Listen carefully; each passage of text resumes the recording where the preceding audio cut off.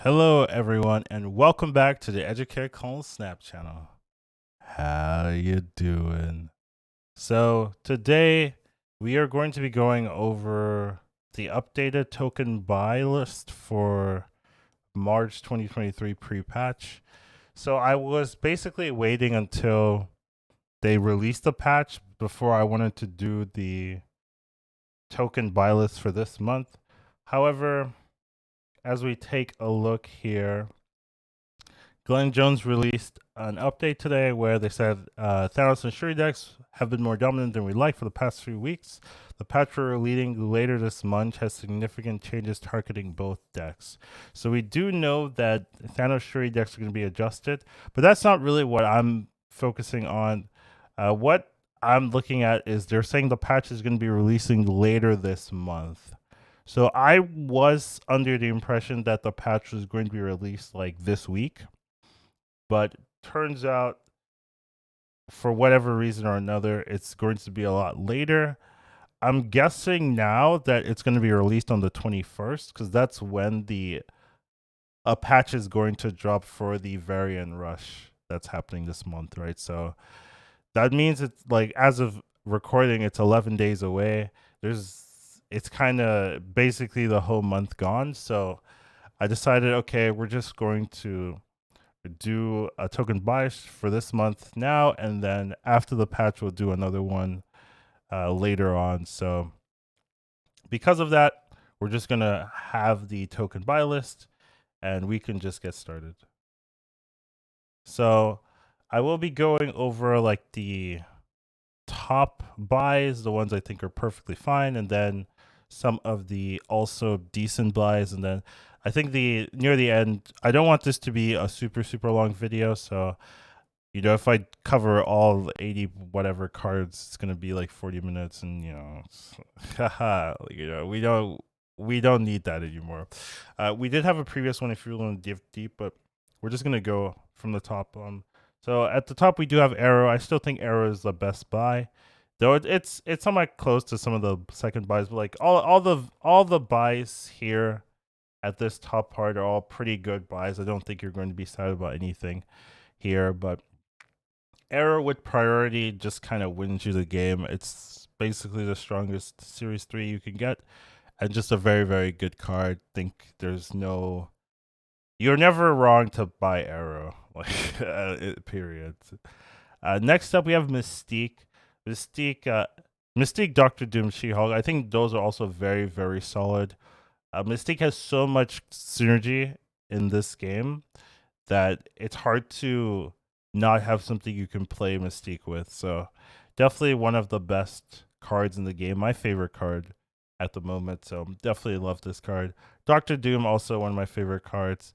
It deals with Arrow pretty well, and it just gives you that reach to go into every lane. I really like contesting every lane. Doctor Doom just does that really well. Really powerful tempo card, and has some synergies with like Odin and whatnot if you want to do it that way. She Hulk, once again, a really strong card.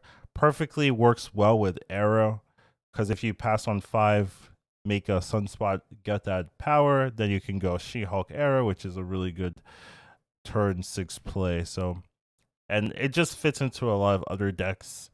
Well, basically, Arrow plus She Hulk fits into a lot of other decks. So, yeah, just a really strong card. Makes a lot of sense.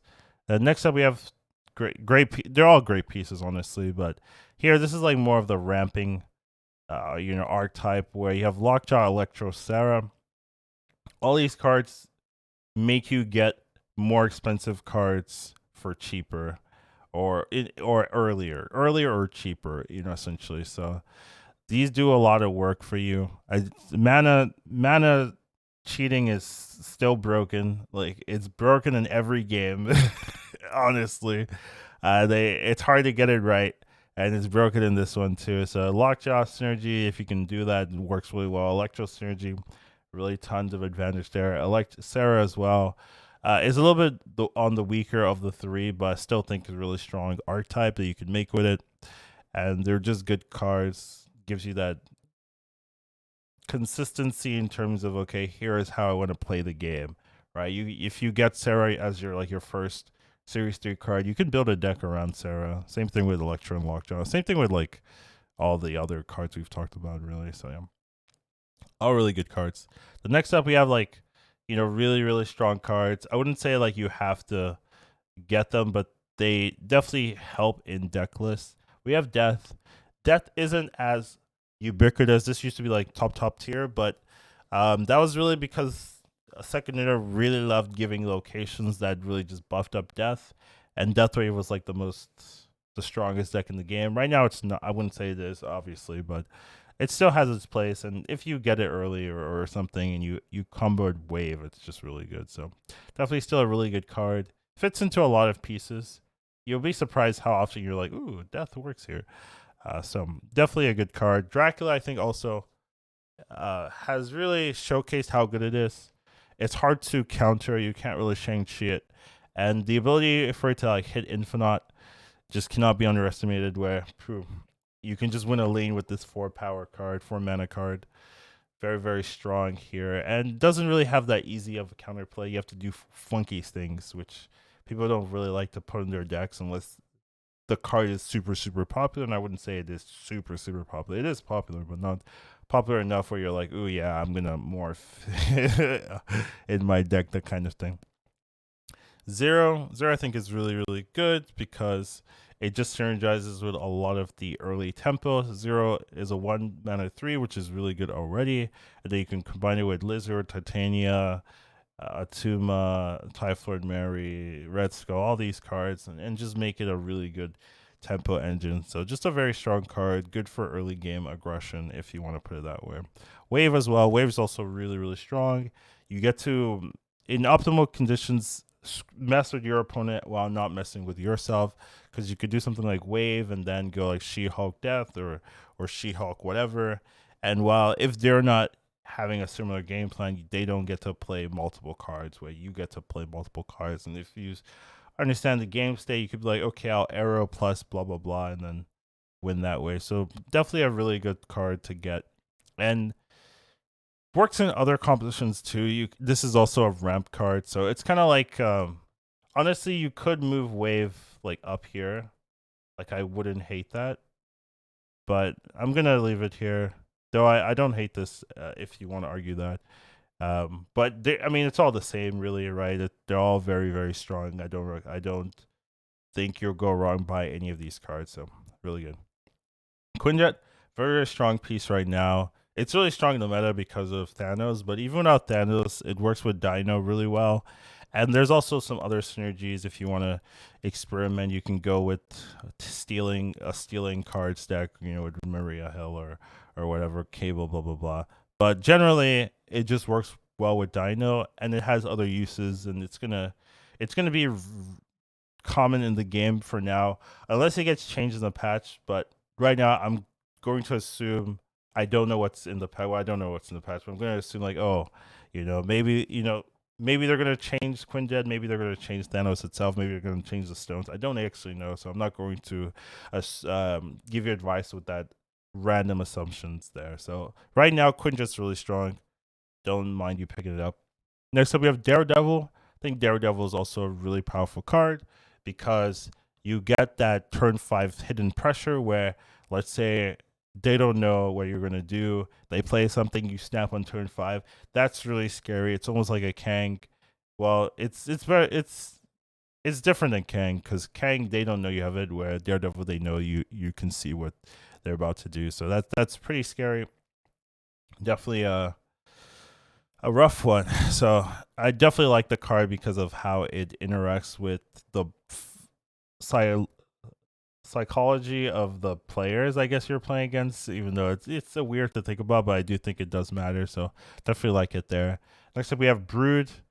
Brood is a weird one. I think that you're going to be like, ooh, why is Brood in here? But I think Brood just works with a lot of deck lists. There's actually a lot of things you can do.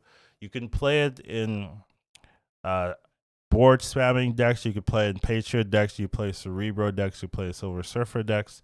You can play just generally in like buff decks. Blah blah blah. There's a lot of decks where Brew just works in.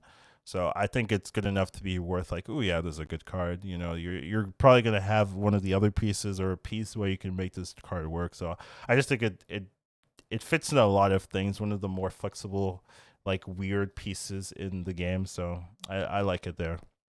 Next up, we have Juggernaut. I could see Juggernaut having some like disagreements, but I think like it's a card that wins you games. It's like a premium surprise card, and I really value surprises where they think they're gonna win a lane and you Juggernaut it, and like, oh, they don't lose. They lose that in the lane now. So that kind of power, this is one of the best in doing that. And as long as you play it correctly, like if you secured a lane already that way, this just does so much work for you. So I really like Juggernaut. I think it's quite strong, quite good. Definitely a card you can work with, especially early on in the series 3 collection. You can definitely do get some good wins with this. Agent Coulson, I think, also is just surprisingly consistent. Like, just a good card in that the fours and fives you get are like fairly good. It fixes your curve. It has good base stats, and there's some synergies that this card works with. You could play it in this card. You could play it in Dino. You could play it with Quinjet. You could just play it generically because it's good. So, like, this card is just a good card. So, I think you can buy it. It seems good to me. And then Wasp, I think Wasp just has proven itself, I guess, in that it's a good card. It works with Lockjaw. It works with Patriot. It works as a like turn a turn ender in terms what I mean by that by a surprising finish. Even though it's one power, you can manipulate it to give you way more than one power. And it just has a lot of use cases, I guess. While I've played the game, I'm like, ooh, a wasp would be good here. So I've come to grow favorable towards this card, and I think it's good enough to just recommend straight up. Now, next up, these are like the think before buying collections. So they're not bad, but I think they require you to kind of know what you're doing. So if you want to get them, maybe you just ask, hey, do I want this? Before you really commit to it. But they're all okay. Like a lot of the cards are okay, but they have like some downsides that like I can't like say, oh, you can always buy these. So first up, we have Magic. I think Magic is still really good, but it's not really needed, I guess, in a lot of decks. And there's also the downside of Magic, where if people are playing like Storm, Scarlet Witch, blah blah blah, you could just lose the game, right? And that's like 8 cubes, 4 cubes down the drain. And that weakness is pretty powerful. You do have to be careful about that. So it's hard to say, oh yeah, I recommend this, and then this card just loses you games because people have Storm and stuff. It's like, but it is a good card. It works really well with She-Hulk Infinite. I would say is like the best way of utilizing that, and I'll probably do some breakdown of that deck. But it's a good card, but it does have its weaknesses, so I can't put it like, oh yeah, always buy. Maxis as well, really strong card. I think this is good enough to buy, but you do have to be careful of the downside. If you're a new player and you don't really know giving your opponent a card draw is that good, it's good, but it's not like that important, so you can kind of get away with it. But you can also just play this on 6, and it has some synergies with like Silver Surfer and whatnot, but a lot of times you won't have it. So definitely think it's a good card. It's up there in like the very early buy considerations, but I just think you should maybe think about it. Make sure you're going to basically all the cards here. Make sure you're going to play the card before you buy it. I think these cards, you don't have to play them. You don't have to have them like have a deck already for these cards before you buy them. But these ones you do kind of have to say, okay, I'm going to be putting this in a deck. And if that's the case, then yeah, I think it's fine to play them or try them or whatever. Polaris, I think, is also sneaky good. It just helps you mess with your opponents. Moving a card into another location, like at the highest levels, is just very annoying. And I just think the stats on it, 3 for 5, is pretty good, and then the effect is also a benefit. So you're getting really good stats with a good benefit. Like those are the type of cards you really like. So Polaris, big ups for me. I think it's a pretty strong card. Thor is also very strong. There's a lot of synergy with Thor, with like Lockjaw or Odin on reveal synergies or locations that let you play multiple Thors. Like that stuff is so stupid. So definitely think this is a really good card. It's just like sometimes inflexible in that you are putting a card in your deck, so your draws have to be really good, or you have to already have all the things you want to draw. which isn't always going to be the case. So there's a little bit of a downside there, but generally, I think it's a pretty good list. Patriot, Patriots, like every I play Patriot a lot because it's good into bots, but it's also good into humans. But you have to play it respectfully. And I have like a Patriot guide if you want to watch that. But a lot of people are like, "Ooh, should I buy Patriot?" And I'm like, "Are you going to play Patriot? Basically, are you going to play Patriot? Then sure, you can get it. If you're not going to be playing Patriot, if you're just playing it because you see someone's playing Patriot and you don't actually want to play that deck list, then you're wasting your gold or you're wasting your tokens. So if you're gonna play Patriot, then yeah, I recommend Patriot. If you're not playing Patriot, then it doesn't really make that much sense. So those are the criterias there. Destroyer, same thing. If you're gonna play Destroyer I had a lot lower, but thanks to Nimrod, I think it's a little bit better now. So because of Nimrod, this is actually better. If Nimrod wasn't in the game, I think I would lower this back down again. But I think now you have Nimrod, there's more avenues to play Destroyer, so I think it's fine again. But you have to be playing it. Titania, I think, is solid but hard to play. Works well with Zero, but a lot of the time also works well with like Arrow, that kind of thing. But a lot of times it's gonna feel awkward, but it's really good power for 1 mana. And if you play this last turn and you don't have priority, like it always stays on your board, so it has that power. Taskmaster, this is kind of here for Shuri, but there are other use cases for it, especially now with ramping. You can go ramp into Taskmaster, things like that. There's definitely some cases, but Shuri is really the main benefit. You can also do like Viper things. You can also just normally play it without Shuri if you go Red Skull Taskmaster. Like you could do that, but it's really the Shuri mode that makes it a little bit better. But if you don't have Shuri, right, it's going to be a little bit worse. So just keep in mind it's there because it fits that. It's like one of the core pieces for Shuri, but it also has its pieces without it. But Shuri is where it really shines. Magneto, I think Magneto is really good. It's just like not super necessary. I guess there's a lot of options now for 6 that you don't have to play Magneto, but I still think it's a really powerful card. Moving things from your opponent's board is just annoying. I gotta say, like it still surprises me when I get Magneto. Like I know they have, I know like, oh, like, what could they do Magneto, and I still like, oh wait, they did do Magneto. I guess I lose now, and it can win you games. It's fairly strong. Definitely think the card is good. So gotta keep that in mind. Always something to think about. Ultron, kind of a Patriot synergy card. So if you don't really have Patriot, the Ultron doesn't really feel as good. There are some locations where it's fine, but a lot of times it's not as good if you're not playing some type of synergy. Even if you don't have Patriot, if you can just run Khazar Blue Marvel, right? So you don't need Patriot, but it is better with Patriot because it's one card versus having two, both Khazar and Blue Marvel in your hand. So there are some uses even if you don't have the Patriot, but it definitely the best with Patriot in my opinion.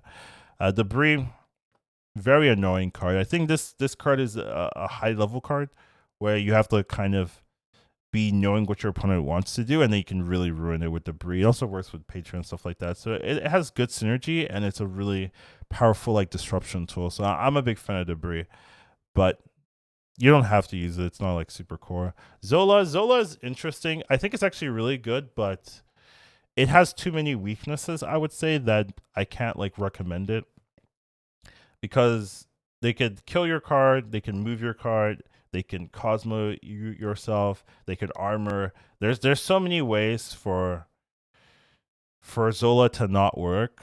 But if it does work, it's really good. But there's too much counterplay, but it is a good card. So it's up here, but I can't like fully recommend it because there's so much counterplay to it. Hazmat I moved up because I actually think the like Luke Cage Hazmat deck is like really good in the meta right now, where you just give them a bunch of useless cards and then you hazmat the stats away. I think it's really good. So definitely think it can fit, and I moved it up. Same thing with Goose. I think Goose also pretty good because of Shuri, right? Shuri's play 4/5/6. If you're Goose, they can't play that lane, so you can really mess with them. Like same thing with like Storm. If they're playing Shuri, you go Storm Goose, Goose one lane, Storm another, right? Like where are they playing their they're big cards in one lane, right? So that's one way of you can deal with it. So that's why it's up here. I think after if Shuri gets adjusted down, then I could definitely see Goose moving down. Same thing with Hazmat. Hazmat's really good into like the not really good, but it's okay, I guess, into the Thanos cards because they're playing a ton of stones. So that's kind of why they've been moved up here for this particular meta, but they're not like super super premium cards that you're going to be using every single time, which I kind of think the ones at the top are. Next up, we have like good cards, but I think just kind of don't work that well right now. So Cerebro is really good, but loses to Red Skull pretty easily since Red Skull will mess your whole combo. It's a fun card. I would have loved to put it higher, but Red Skull just kind of messes with it, so I can't really recommend it. Mr. Negative, my issue with this one is that it's just not consistent. A lot of times you want to play this, but you're not going to draw this on 4 or 3 when you need it. And you're going to be losing a ton of games just intrinsically with the deck list, and that's really not going to feel good. So I can't say, oh, yeah, this is the nuts. You're just going to have some bad games. It does get better if you have Bast, but I'm assuming you don't have Bast, so it's hard to be like, oh yeah, just get Bast, just get Series 4, easy peasy. Like it's not likely, so I'm not gonna recommend it too high. The Hood, the Hood's good, but like a lot of the decks that used to use Hood don't need it anymore. It's just like, oh, it's like an extra piece, but it's not core in the deck anymore, so you don't really need it. I would say like the bounce decks are really the ones using it well right now, but I wouldn't say that bounce decks are like the easiest to pilot for a new Series 3 player. So I can't really be like, oh yeah, just get this for bounce. And then they're like, what? How do I ever win with this deck? And I'll be like, yeah, you're right. It's a hard one, so I can't really fully recommend that. Wong, a lot of people love Wong. There are some people that are gonna be like, Wong should be here or here, and I just think Wong, as your opponents get better, Wong starts losing its power. People will know to avoid it or Cosmo it or arrow it or whatever. The Wong just stops being effective. And the problem with Wong is if they counter you, you lose a ton of cubes, right? If you're hoping that the Wong goes off turn 6 and they play Cosmo on you, well then you've lost a ton of cubes. So that's like the main issue. It feels good, and then it baits you into losing a ton of cubes after you get into the better ranks. So I can't really fully recommend it. If you get it early, this card is nuts. If you get it early, same thing with like Destroyer, Magneto, Ultron, Zola. If you get it early, this card is nuts. But as you climb and people get better, like it starts baiting you a lot. So you have to be careful about that. Invisible Woman, it's a good card, but it's not really necessary. There's only a couple decks where I'm like, ooh, you have to run Invisible Woman, but a lot of decks you don't really need it. It does have its like good synergies where you can do stuff with like Hela, you can do stuff with Captain Marvel, blah blah blah. There's a lot of synergistic tools, but it's not a card where you have to run or you're missing out on a deck list a lot of the time. There's only a couple deck lists where you're like, I must have Invisible Woman. It actually has a good use of protecting your cards from like Rogue or Enchantress. That's also a really good way of using it. So I think it's a good card. Like I'm not dissing the card at all. It's just that you don't have to run it or anything like that. Captain Marvel, this card's the lazy vision. That's how I look at it. It's vision for the lazy people, but it's good. I'm so like hurting her feelings, but it's good card. But you could just run vision. You have better stats, and why ever run this? I think it's good because it can lock your opponents from like having a win con if played correctly. Where they're like, if I play here, I lose to Marvel. If I play here, I lose to Marvel, and that can be really powerful. But Vision can do that too if you're and with better stats. So I don't know. It's hard. It's hard to be like this is like broken. But I think if you're like new and stuff, this is definitely like the card to go for. Ghost Rider has some synergy with like Lady Sin or Sign or so, where you can sign a big card then Ghost Rider it back. So it has that like big tempo swing, and it's used in a couple of decks, so I don't mind it. Hella is fine, but it's casino. It's RNG central, where either you dominate or you discard your Hella and it feels really bad. Another thing is like sometimes you can do all the fancy discards and have the Hella and then play the Hella and then the RNG of the summoning screw you, and that's gonna be like the worst feeling that you're gonna have playing that deck or that card. When you play Hella, you summon things and you still lose because it like stacks one lane or something. But it's a good ish card. I don't mind it. If you're gonna play the deck right, then go for it. Green Goblin I used to love. I like this used to be up here for me, but it's just been going down and down. Unfortunately, there's just more tools. People are having more access to more things. It's good in board clogging, and it's good in some other circumstances with locations, Space Stone and whatnot. But it's not like a broken card anymore in my eyes. It used to be though. Absorbing Man's pretty okay, but it's hard to fully justify it right now with the cost and the base power. If the cost was lower, it'd be a lot better. If the base power was higher, it'd be a lot better. But right now, it's in a weird spot where it's not super super broken, but it's good. You just have to like find the composition that really makes it shine. There's a couple, but it's not like oh you have to play it, and it's also a harder to play card than normal. So I can't fully say oh yeah just grab it instantly. It used to be red. It used to be in Zabu though. Red Skull I think is okay. Good stats, has some counterplay, works well with like zero and whatnot, but it's really shines with Shuri. So if you have Shuri, yeah, go for it. If you don't, and you have like zero and other synergies for zero, then sure. If you don't have all of that, then not amazing. Now we have the last group. Initially, this was like this, but then I looked and I was like, I guess. Oh, did I mess up? I guess it's fine to have it looking like this. So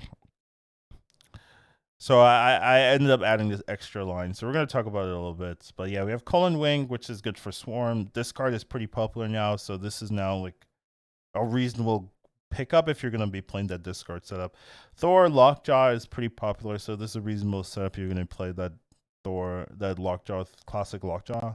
Mojo's okay, and especially like with all the Thanos players filling up their boards, you can get some 8 power 2 mana card, which is pretty good. So I think it's okay. It's not like super premium, but if you want to run it, go for it. So this whole bounce thing, I initially had Beast and Falcon like all the way down here, like all the way down here. But I think Beast and Falcon are really solid together. The problem is this deck is very complicated, and I wouldn't necessarily say if you're a new Series 3 player, this is what you want to focus on. So it's hard to recommend them, but it is reasonable if you can have that synergy. And I also think with Hit Monkey, these cards are gonna feel a lot better as well with Hit Monkey. So I'm laying the groundwork here where this is okay, but right now I would still be on the fence of it on it. But if you like learn how to play this deck style and then you add Hit Monkey, I think you're gonna be fine. But right now I don't like fully recommend it. I just think like they're potentially good. Spider Man, this works with Daredevil. This kind of why it's up here. It's instead of playing Professor X, you can play Spider Man, and then the next turn, if they also played that same lane, you can just reinforce that lane with something to win. So I like it for that option. Omega Red's one of my I think decent surprise options. If you have a deck that wins a lane super hard that they don't want to contest, you could just drop a Mega Red and spread that power to other lanes. So I kind of like that option, but it's still hard to make work and not super consistent. So I'm not fully recommending it, but I think it's an option. And then Miles Morales, it's pretty okay if you like move decks, but move decks aren't the greatest right now. I do think they have some cards coming up that's going to make move decks a lot better, but right now I wouldn't say they're premium. But you can still run Miles Morales with a couple move cards and not really fully index on move deck and still be fine. And Dr. Octopus has that like insane potential to win you a game, also insane potential to lose you a game. So it's kind of flippy where you can just like shut down all of their counterplays by removing it from their hand, or you can get them to like drop 50 power on a lane for free. So you gotta be careful about that. But it's a fun card, and it has its windows where it really works. If you could like, if you can get the ramp into a murder world on turn 3, it's just like, oh my god, you won the lane. So there are ways to use it, but it's not super common. All right, then we have Luke Cage. This one I moved up. I think it was down here. I moved it up since I have Hazmat here. I think if you're running Hazmat Luke, you kind of want Luke Cage, so it's kind of hard to deny. And I do think Luke Cage. Oh, you can't even see it. I do think Luke Cage has its uses, so I'm not hating on it. I think it's okay, but it's not like super great. Because I had it here and I'm like, is it not worth resources? I don't know if it's not worth resources is essentially my argument here, so I moved it up. But overall, those are the ones where I think if you think about it and maybe ask for advice, you can like get these ones. Now these ones I think they're just not worth resources. Essentially, like they're too expensive, and you want to focus on other cards first before you really commit to these. So I'm not really gonna go too much on these. They're just they have their places, and I'm not saying they're bad cards, right? I decided to tier them anyways, even though like I'm not recommending any of them. I'm deciding to tier them anyways, but I wouldn't say they're super like I wouldn't say you should spend 1,000 gold or 1,000 tokens on them. Essentially, like they're not bad, but right now I can't really say, oh yeah, new players buy Rogue.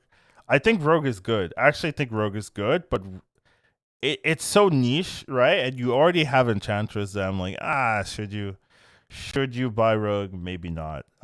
So that's the issue. All of them I think have, not all of them, but a lot of them, especially in the C plus and C, have those like use cases. But it's got to stop somewhere. I just don't think these are super worth the resources.